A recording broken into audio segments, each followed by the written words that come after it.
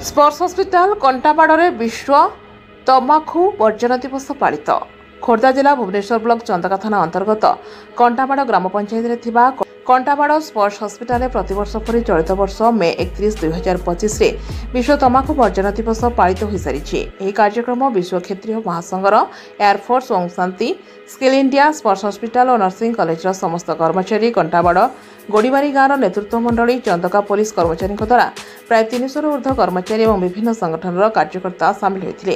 शरद चंद्र भंज स्पर्श hospital कंटाबाड़ operation head आज जो विश्व तमाकू वर्जन दिवस पालित से दिवसटी को आमर सीएमडी डॉक्टर प्रियव्रत धीर संपूर्ण रूपे तत्वावधान होइछि।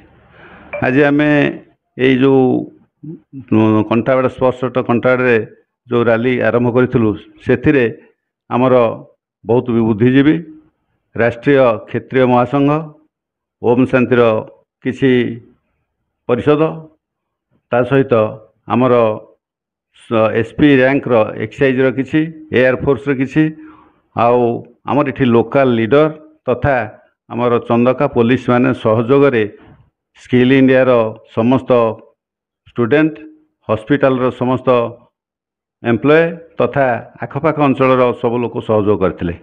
आमे प्रथमे काटेनी ठू आरंभ करी आखपाखे थिबा समस्त गाँ कंटाबाड़ गाँवर भितर ये सबू सचेतना जी टबाको वर्जन सचेतनता समस्त को जनइथिलु एवं सेमानक आमको गोटे प्रकार आश्योरेंस देइथिले जे ये दिवसर जो लक्ष्य अच्छी आम ताकू निश्चिंत रूपे मानबू। आमर सुरुखुरे प्राय 300 ऊर्ध्व जनसाधारण स्टूडेंट एवं आमर हॉस्पिटल कर्मचारी एकत्रित हो नर्सिंग कॉलेज समस्त एकत्रित हो समापन करूँ। बंधुगण नमस्कार, मो ऑनरेरी फ्लाइंग अफसर हृषिकेश स्वयं प्रेसिडेंट एयरफोर्स एसोसिएशन कटक। बंधुगण आज हूँ वर्ल्ड नो टोबाको डे अर्थात विश्व तंबाकू वर्जन दिवस। यही दिवसटा को आज स्पर्श हॉस्पिटल पालन करी आम मान को आमंत्रित करने हेतु मु आज निज निज बहुत गर्वित अनुभव करुच्ची। यही प्रोग्राम रे मुख्यतः 8 किलोमीटर एक वाकाथन थिला। जो वाकाथन प्रोग्राम प्रथमे काटेनी छक आरंभ करी कटबड़ा ग्राम माध्यम दे स्पर्श हॉस्पिटल को जाइथिला। यार मुख्य उद्देश्य था ग्रामवासी माध्यम रे ए तंबाकू सेवन अपकारिता विषय तार विध्वस्त नीला विषय लोक मान को जागृत करवा थिला एवं ताहा आमे किछि गांस रे मध्य सफल होइछु। बंधुगण आपण सुनिले आश्चर्य हेबे 1987 मसीहारो जदिओ वर्ल्ड नो टोबाको डे पालन होई आसुची दीर्घ 38 वर्ष चलीगला परे मध्य आज 39तम वर्ल्ड नो टोबाको डे हेले मध्य आज विश्वर 22% लोक यही तंबाकू सेवन द्वारा कैंसर रे आक्रांत होचंती। सेतिरे की पुरुष की स्त्री केही बाद जाई नांती। सेति मध्यरो 36% पुरुष एवं 7% स्त्री लोक माने यही तंबाकू सेवन द्वारा कैंसर आक्रांत होई देह त्याग करचंती। एक कैंसर ये तंबाकू सेवन जे केवल तांको आक्रांत करछि ताहा नुह, एटा तांको सोसाइटी पई तांको आर्थिक पई तांकर नेक्स्ट पीढ़ी पई मध्य बहुत क्षतिकारक होछि। बंधुगण जदि आमे पोलियो को वर्जन कर पारले, जदि आमे बाल्य विवाह को वर्जन कर पारले, जदि आमे आज समाज रे नारी शिक्षा दे पारले, काहे कि आमे आज टबाको सेवन को वर्जन न करि परिबा। आसंतु समस्त मिसी प्रत्येक गाँव रे यही जागृति कार्यक्रम करवा एवं आम विश्व आम भारत आम ओडिशा आमे तंबाकू को वर्जन करवा। यही प्रोग्राम पाई मो स्पर्श हॉस्पिटल को अशेष धन्यवाद करुच्ची।